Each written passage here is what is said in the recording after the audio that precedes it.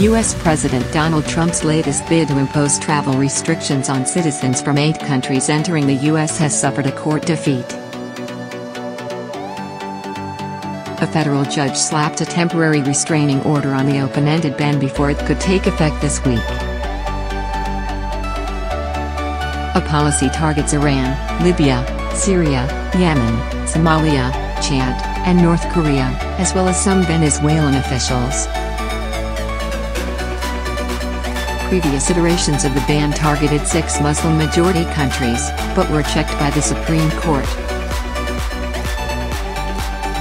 The state of Hawaii sued in Honolulu to block Mr. Trump's third travel ban, which was set to go into effect early on Wednesday. It argued the president did not have the powers under federal immigration law to impose such restrictions.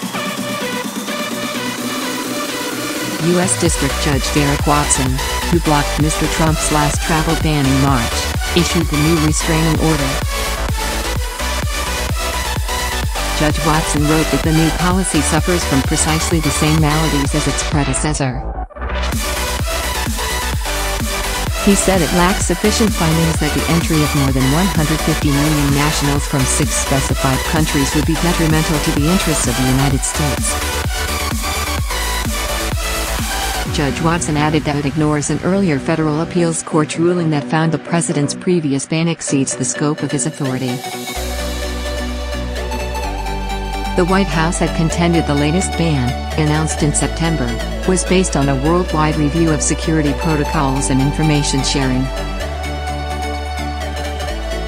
But Hawaii argued in court documents that the revised policy was fulfilling Mr. Trump's campaign promise for a total and complete shutdown of Muslims entering the United States, despite the addition of North Korea and Venezuela.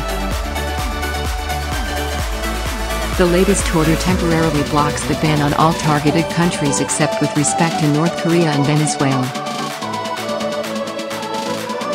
The American Civil Liberties Union and other groups are also challenging the new travel restrictions in Maryland.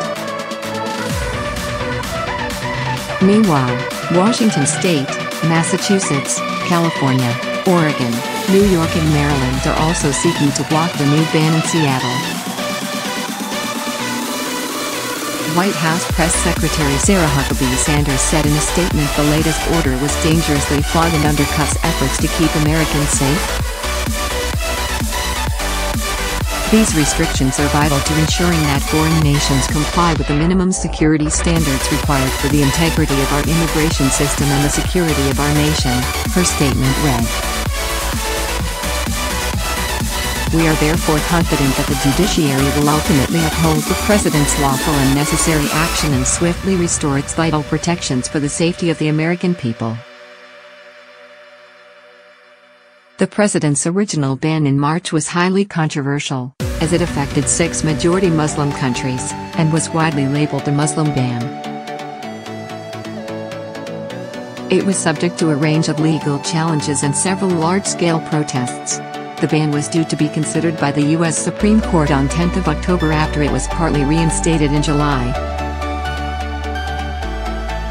But last month the Supreme Court postponed the October oral arguments and called upon all parties challenging the White House to resubmit briefs to the court on whether the case should be dismissed.